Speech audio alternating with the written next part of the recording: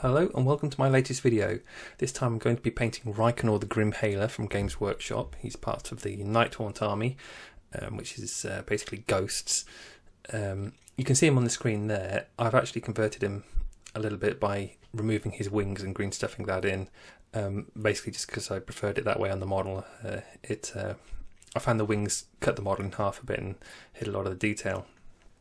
So for this video, we're just going to be looking at the horse and mainly the red colouring and a bit of the blue glow in the recesses and things like that.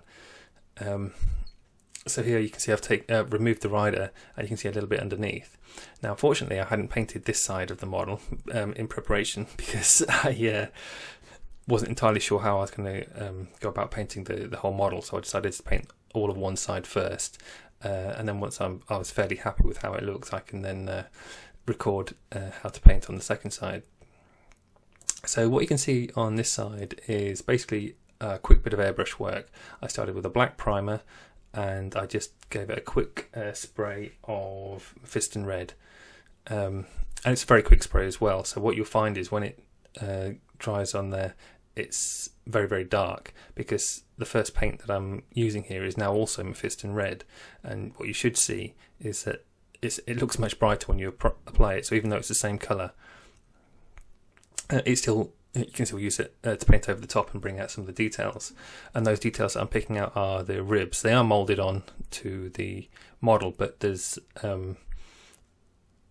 so this section has the skin over the top of the ribs, but because it's obviously an emaciated, rotting type dead horse thing, you can still see the ribs underneath the skin, but also there are holes where you can actually see the ribs showing through. Now I'm painting this as like a monstrous ghostly model. Obviously you don't see many red horses with blue glowing stuff coming out of them, so what is basically going to be a custom colour scheme rather than to look realistic. Or indeed to look like one of the Games Workshop ones. So like I said, I'm just using Mephiston red and picking out the ribs for a start. Now for this video I'm just going to be mainly focusing on the central area of the horse. There are going to be later videos. I'm going to cover the whole of this side, so you're not going to miss out on anything, so don't worry about that. Obviously you can see as well that there are the holes, as I mentioned, where you can see the actual ribs showing through. And what I'm doing is just painting the lower edge, so it's like the light catching these edges, just to give them a bit of definition. And it's quite important as well to note exactly where I'm applying the Mephiston red on the ribs that are underneath the skin. So painting the skin covered ribs sections. It's not painting it all the way down to the bottom, covering the whole of the rib. It's just mainly focusing on the most prominent curve, about 2/3 of the way up, and then kind of fading it out as you go down, because what's going to happen is later on I'm going to put a blue glow in between the ribs at the bottom and at the top as well. You'll see how it works when I get there, but it just means that you don't want to take the red too close to those sections, because on no part of this model do I really want the red and blue to actually be touching. I always want kind of like a small faded dark section, possibly black, possibly Incubus darkness, sorry. Just to separate the two colours out. Sorry for the pause there, I got distracted by a notification. So this section here is actually a part where I had to green stuff it to fill in the gap where the wings would attach. It's a little bit roughly green sculpted. I probably should have taken longer on it, but I was quite eager to get to painting the model when I did it. And my theory was that I would just paint over it nicely enough that it would look alright. But really, if you're going to do the same thing and you're going to green stuff it, just spend a little bit more time to make it nice and smooth, and probably a bit concave as well, so it matches the hips at the back of the horse.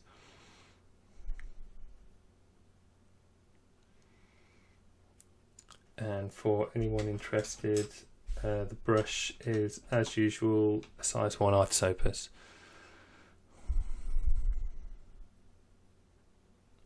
So now I've moved on to, well, I'm actually using Wild Rider Red here. So there's 3 reds and also Fire Dragon Bright in the top left. There's 4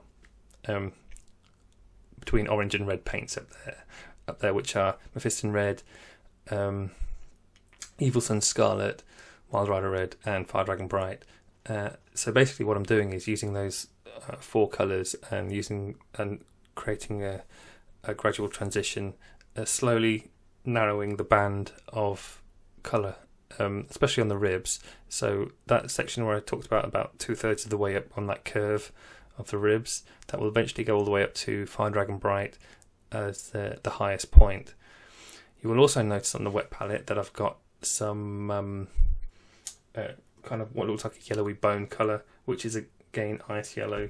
Anyone that's watched the video with the other Nighthaunt chain ghast, I think that's what they're called, the ghost anyway, the red ghost that I painted previously. They're the same colours.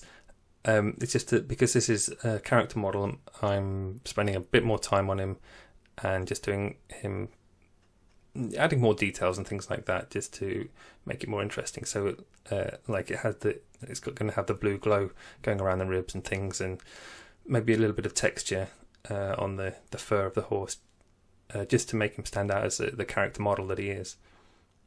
So here you can see him painting in the ribs. Now on this side of the horse it's a bit tricky because he has the barding from the armour, like the little bit of rag material going over them, so you have to paint underneath that a little bit, which makes it more tricky. On the other side, with the way that I've made it so that the rider can be detached, half the barding comes off as well. On this side I didn't do that, which was my mistake. So but anyway, to do those ribs I basically just went straight for Fire Dragon Bright, to make them stand out as being lighter than the rest of the red on the model. Here you can see I'm glazing in some black. I'm using Abaddon black. It's watered down quite heavily, just to darken in the top and bottom of the whole ribcage section. And this will be in preparation for when I make it go blue as well. What you'll find is by glazing in with Abaddon black, it becomes a little bit satin. But don't worry, because at the end I'll be varnishing it down to a very strong matte, so none of the shine will show through.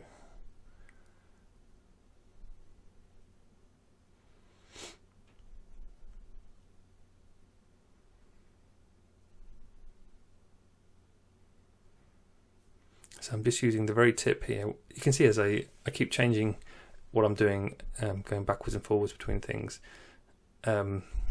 just as I'm waiting for sections to dry. So like the quick glaze in those recess sections above and below on the ribs, it just allowed me to quickly move backwards and forwards between doing these things. So you can see here for the highlights on the ribs, I've pulled it quite far down. It's still just Mephiston red at the bottom, and I'm using a very light touch. You see me sometimes flick the brush on it.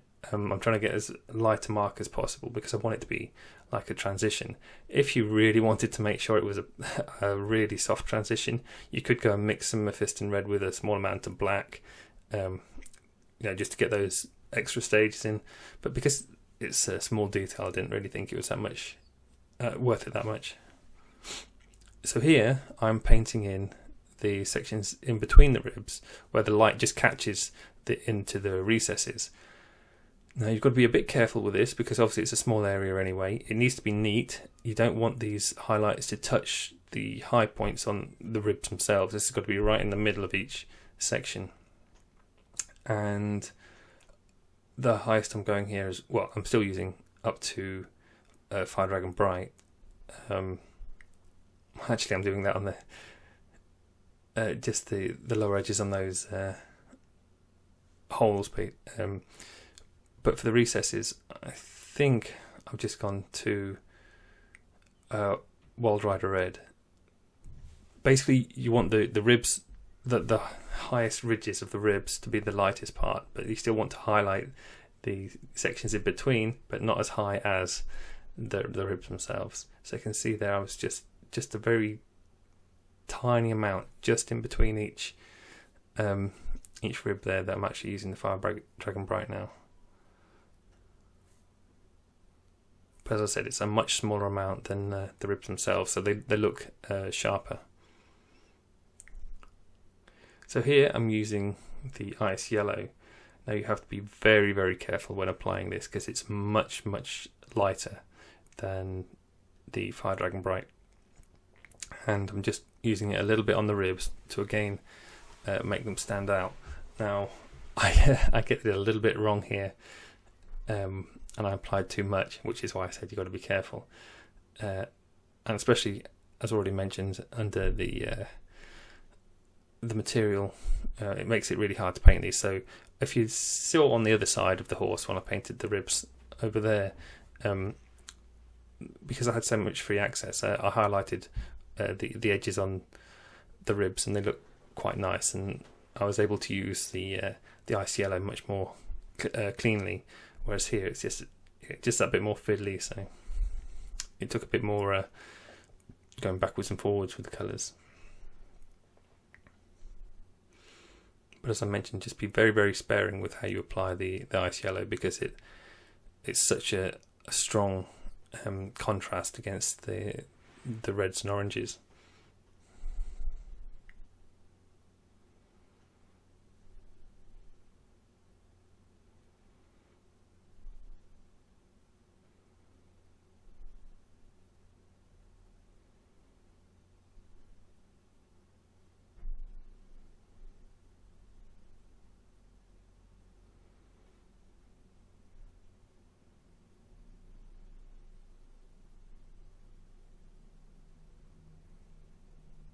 So here you can see again I'm going back to the ribs just to keep tweaking them to try and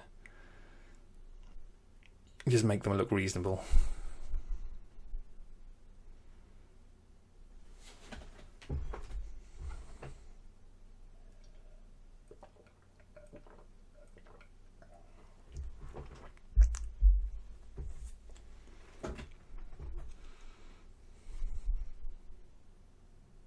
So what you're going to see on these ribs quite a lot is I'm going to go backwards and forwards a lot, same as most of the videos really. I don't tend to have a very specific process of, say, doing layers, glazes and things like that. I'll constantly be doing a bit of layer work, a bit of texture work, glazing, back more layers, and just because it's more important that the model looks correct and interesting rather than following a process. So here I'm just using what colour was it?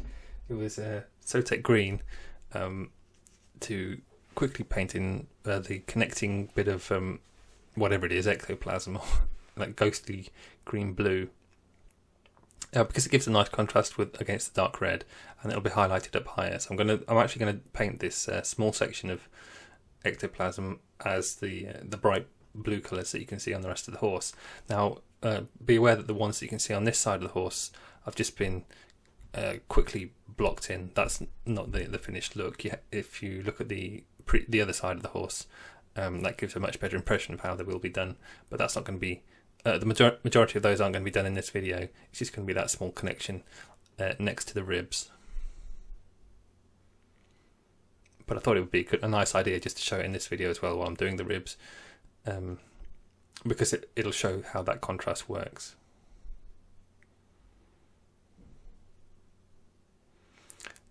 Also, I'm not going to worry too much about the top of the horse, because when you put the rider on, it's all covered, so you don't really get to see that much. It's not worth spending a lot of time on it. As long as it's kind of roughly coloured in, you won't have a problem with it. And that's one of the benefits as well as for having black primer and then a quick spray of red over the top. The airbrush, it gives you that kind of sort of soft, very quick work that if you don't need to see it clearly, it's very easy to hide in the shadows.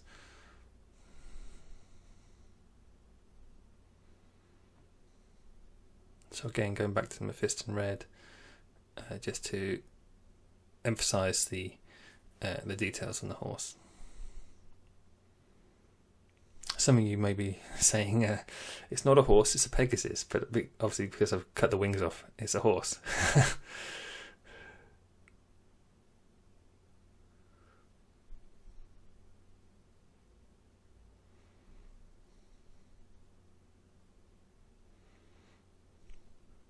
So every now and then I have to keep flicking the model over just so that I've got some reference to try and make it match.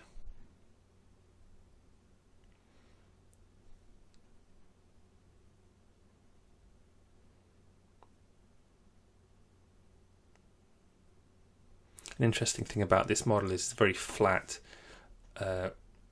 which was another thing that kind of I had a problem with the wings for, because the model is so flat. When you put the wings on, they were almost 90 degrees coming out from the model, and it was very almost just like a cross shape. It was very angular, and I felt it needed more flow to have the wings on, so that's why they're not there as well.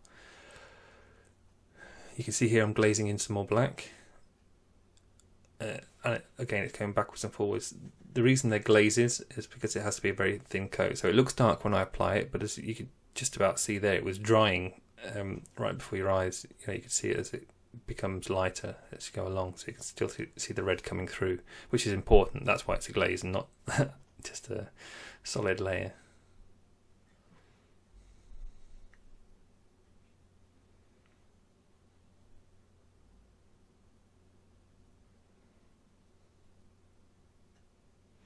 Unfortunately, you can't quite see the well that I've got at the side with the paint on, but I wanted to get a close-up view of the horse, obviously, so you can see the brushwork.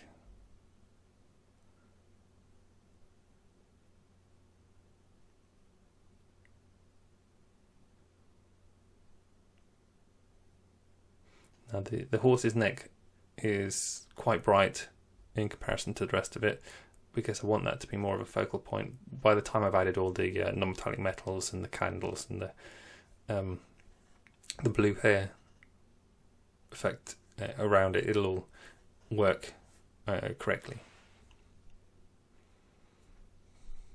But also I've got to glaze it down. You can see on the side on the neck, as it goes down towards the shoulders, it'll be glazed in more. And it's just the top of the neck that gets the bright highlights. So here what I'm doing is putting in some texture. Again, it's Mephiston red and Evil Sunz red will be the two reds I use to put this texture on, and they're very small, quick marks all going in the same direction to show a rough approximation of the fine fur that you'd see on a horse.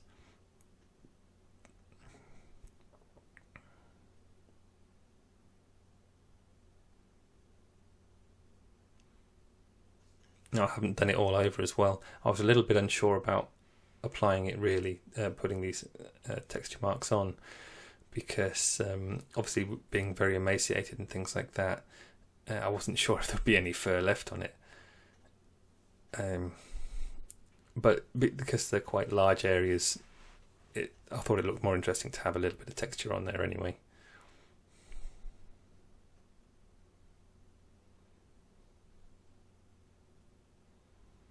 Assuming as I haven't finished the model yet, I'm not completely decided on how I'm going to push forward with the fur. I might actually spend a little bit of time and just cover the whole model in very fine fur, and if I do that, I will do another video on the fur specifically.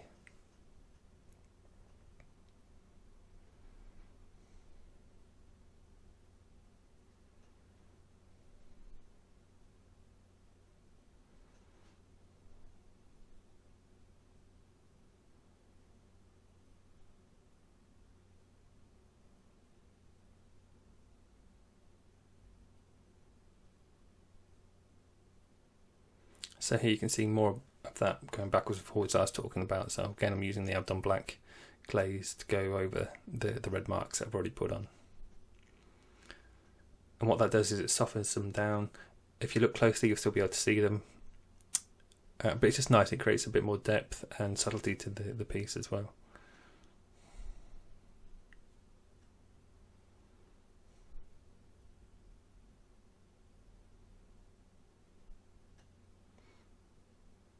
You might have noticed there was a small black mark where I'd been a bit careless with one of the glaze strokes. It'd gone over the red highlight, but it's not a big issue to just rub that out.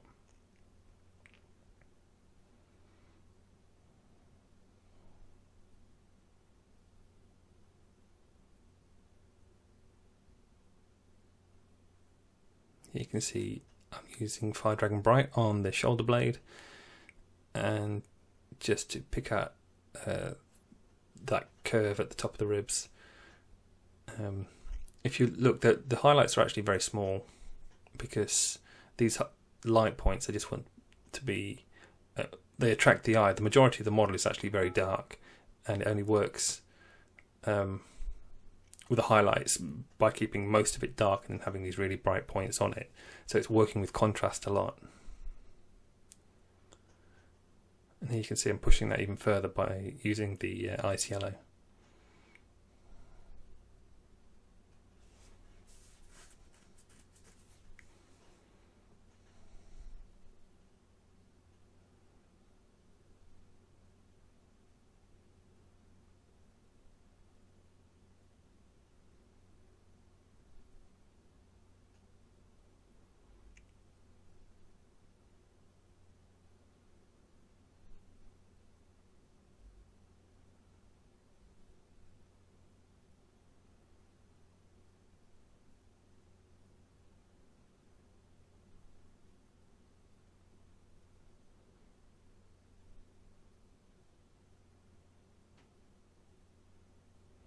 So here you can see I'm going back to the neck of the horse and using Evil Sunz Scarlet at the moment, just to start the transitions on the neck and make it a stronger red.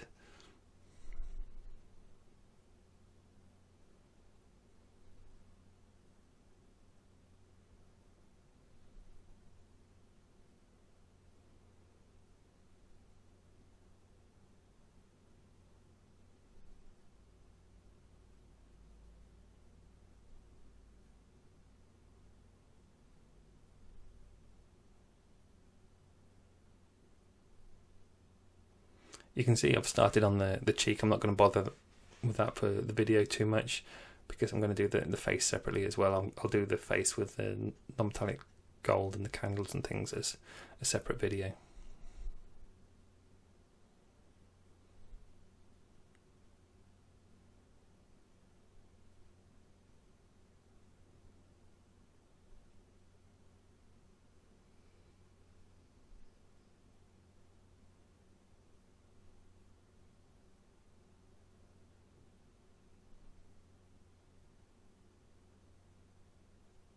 So now on to Wild Rider Red, just picking out the details. You can see how orange the Wild Rider Red really is, just with the contrast next to the other two reds. So what I'm doing here is painting on as the fur effect. That's why I'm doing it, the continual strokes in the same direction very quickly.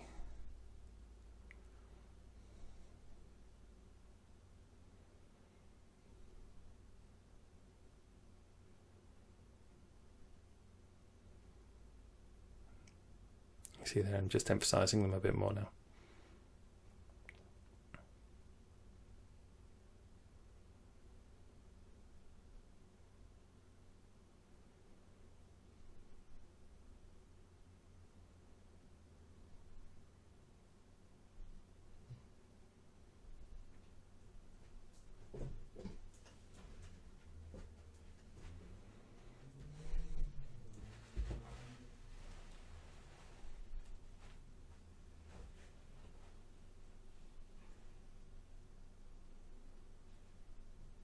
What you can see here is how I'm kind of using the fur effect and as to put texture down, and as a transition, so that the neck is still higher, more highly highlighted at the very top towards the head, and then getting darker as it goes down. Again, that'll be glazed over as well, so it'll go darker.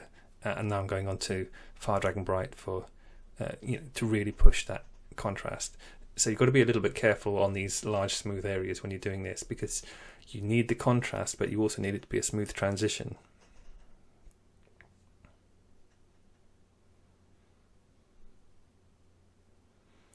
And generally, it's easy to get a smooth transition with the glazing.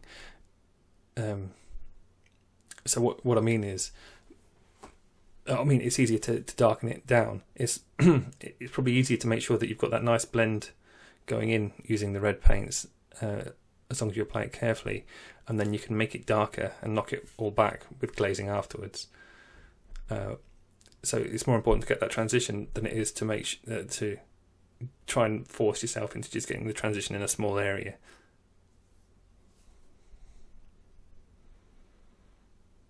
You can always tone anything down with glazing. So there you could see as well, I've just used a little bit of ice yellow on the very highest points. And what you should also be able to see now is how the neck is brighter than the rest of the model while still having that high contrast. And that makes it more of a focal point, because I want the head to be more of a focal point basically than the rest of the model. Which is usually the case when you're painting things. Heads are more important than the lower extremities of a piece.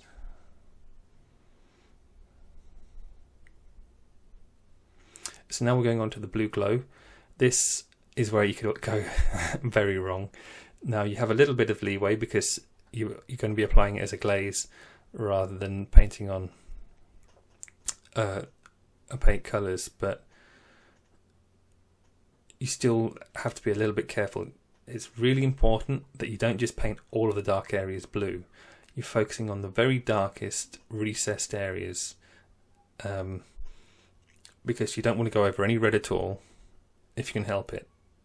It's so generally all over the model you want it to look like red, black, blue next to each other. As soon as the red starts touching the blue, then it's kind of, you lose that the high levels of contrast, and it just won't work properly anymore.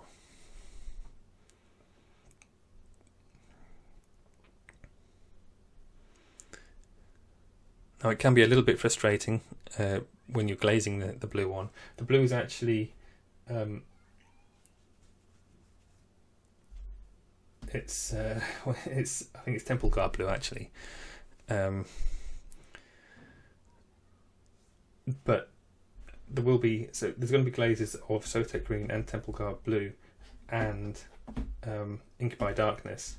Now they all have that kind of sort of bluey green feel to them, some more than others. Obviously the Incubui darkness is more along the green, and obviously Sotek green, the clue's in the name, it is more green as well, but they're still very blue orientated, and what that does is, so just having that little bit of green in there makes it work nicely with the red as well, and it kind of stops the hard lines of the blue being next to the red. It kind of softens the transition. And then what will also happen is, because on the wet palette you can see that I have the Sotek green, Temple Guard blue, and then a bit of white added to Temple Guard blue. So those are in the top right hand colour of the top right hand corner of the wet palette. Those are the three blues there. Well, Sotek green is green, but as I said, the blue green.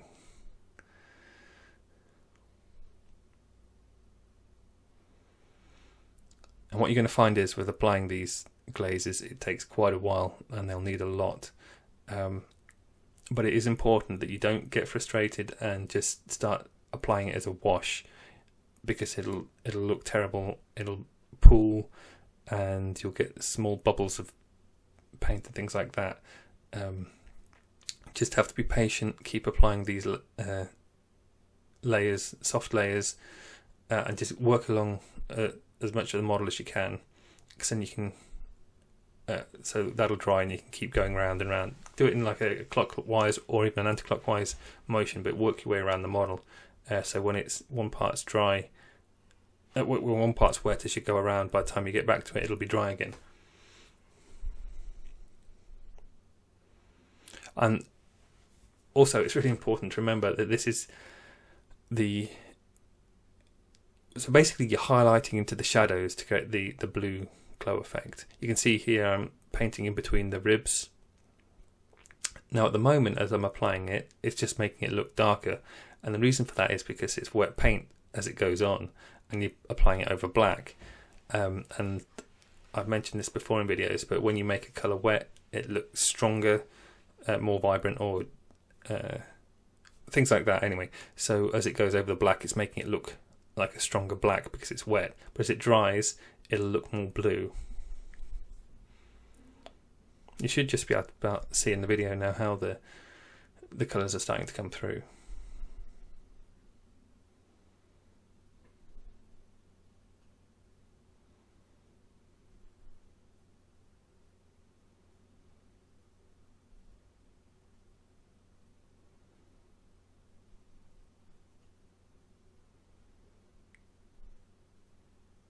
Every time I take the brush out of the screen after I put it on into that blue glaze, which is, as I mentioned, Temple Guard blue, I'm rubbing it on some kitchen roll to take off most of the paint, so that when I apply it, it doesn't run all over the model.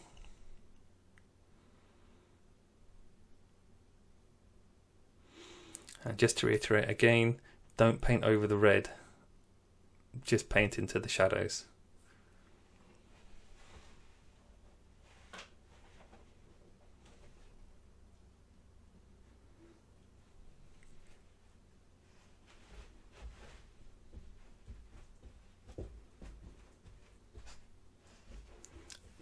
If you can hear that sniffing, that's my dog. Don't worry, I'm not I'm not making strange sounds.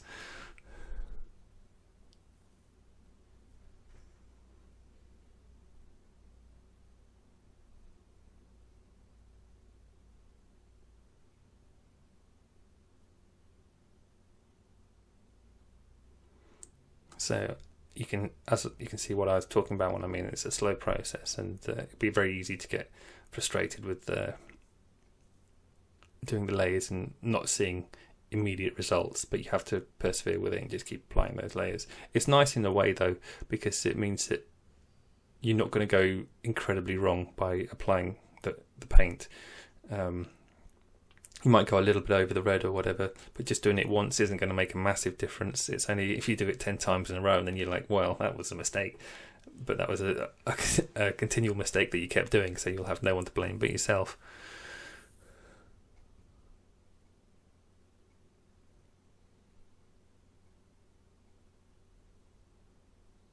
So here you can see I've just kept applying that Temple Guard blue over and over, and it's starting to come through now.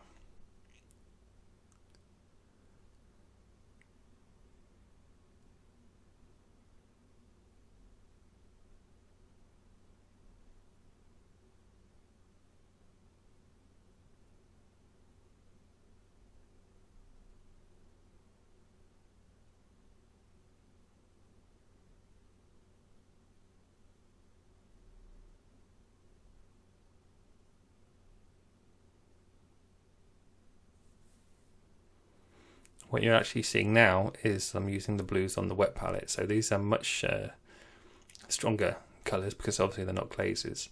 So I'm just picking out that little bit of ectoplasm next to the rib cage there. So as I mentioned as well, you get that contrast nicely against the red.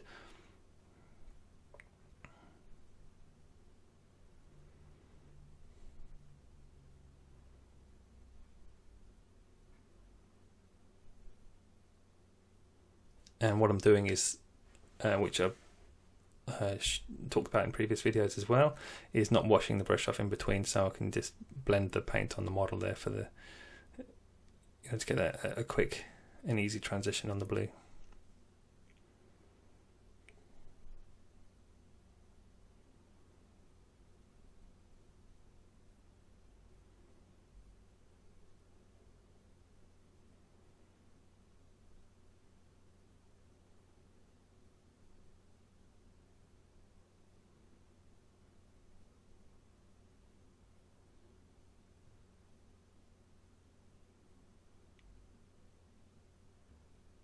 Now unfortunately I do have some other paints on my well palette there that you can't quite see, but I mean I've already mentioned them.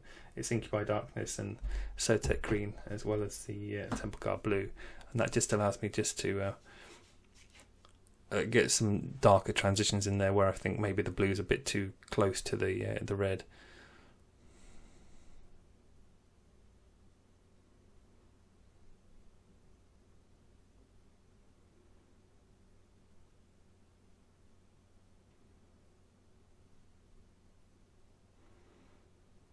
So here I'm focusing on the sections in between the ribs again.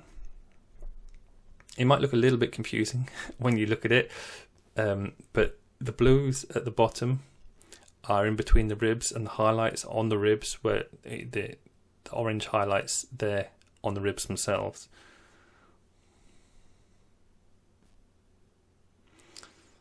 So there's a closer look at the other side again without the rider on, and you can see how that strong blue highlights make it pop out.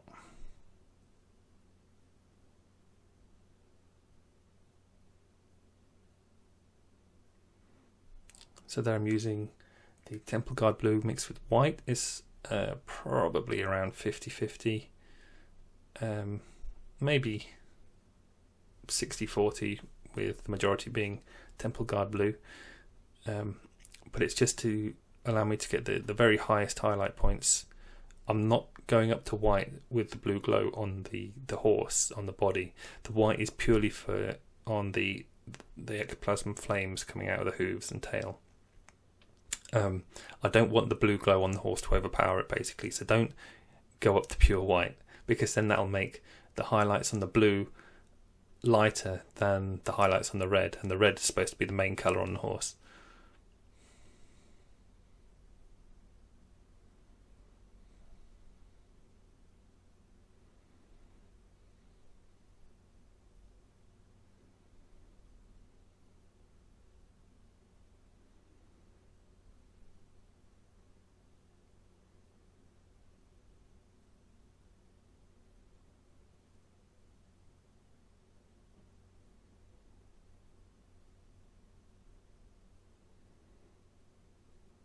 Excuse my hair getting in the shot again.